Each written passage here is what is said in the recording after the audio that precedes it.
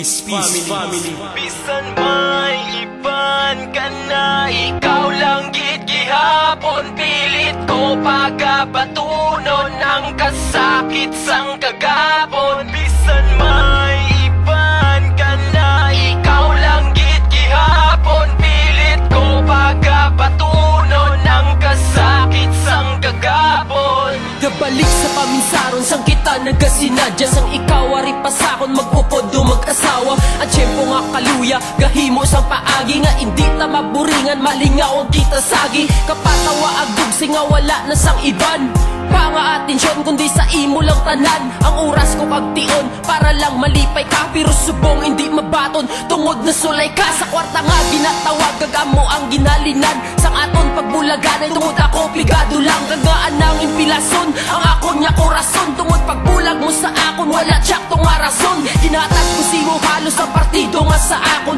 kasakit tungod natapos ang partido nga sa aton. Tabi mo kadali lang makalimtan ng tanan samtang napilit ang kasakit gatugang sa kundugan. Bisan may iban ka na, ikaw lang gid gihapon. Pilit ko pagabatunon ang kasakit sang kagapon. Bisan may iban ka na, ikaw lang gid gihapon. Pilit ko pagabatunon ang kasakit sang kagapon. Kadatang lako sa langit gahulat nga may manao, bisan isa ka bituon ka pamasi nga matuod nga kung akon pangayoon sa kun ibalik ka pa. Bisan pa nasakitan gusto ko pa sang isa pa. Liwaton nga mangin kita ibalik nga mangin isa. Kung ano man ang nabugto subong saton nga duwa, tungod di ko gid mabato ng mga pangitabo. Sa imo nga pagtalikod galuha ko sa kasubo, nga sa subong nagadugo ang orason ko nga napilas. Mga luha sa mata di ko mapunggan nga maawas, kay imbis nga nagatugay nagatugang ang sakit. Kagpadayong nagkabudlay kung kagapong gabalik.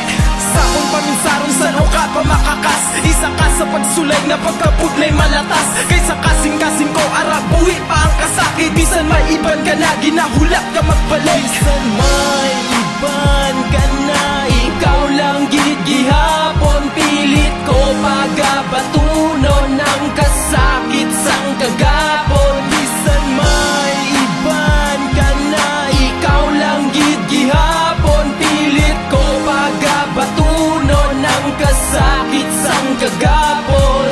Lawig na naglampuwa sa akon panatandaan, sugod ka nagpalayo kag imo nga ginhalinan. Gusto ko man ibalik ang nabugtot ang nag-agi, pero budlay na kag Diyos na lang ang bugtong pamaagi. Para na kita nagbulagan ay magtikit, ikaw nga nagpalayo liwat niya nga ipalapit. Pero daw ginaipit ang dugan ko sang ara nga makita nga iba na nga kamot ka-advice simo nga abaga. Ang mga inagyan sa dugan ko gapabilin, biskan galakat ang tiyempo wala dyan gahalin. Tungod imo nga laragway sa ulo ko kabalin, hasta nga akon nga dugan nagaluya ang pitik. Nagadugang ang litik, dugan ko daw ginalukan, kapulawan sa sakit tungod simo nga ginbuhat. Pagpiraw na nga makita ako liwat pagyuhom, ang kasanag sa palibot gulpi liwat nagdulong. Bisan may iban ka na, ikaw lang gid gihapon. Pilit ko pagabatunon ang kasakit sang kagapon. Bisan may iban ka na, ikaw lang gid gihapon. Pilit ko pagabatunon ang kasakit sang kagapon.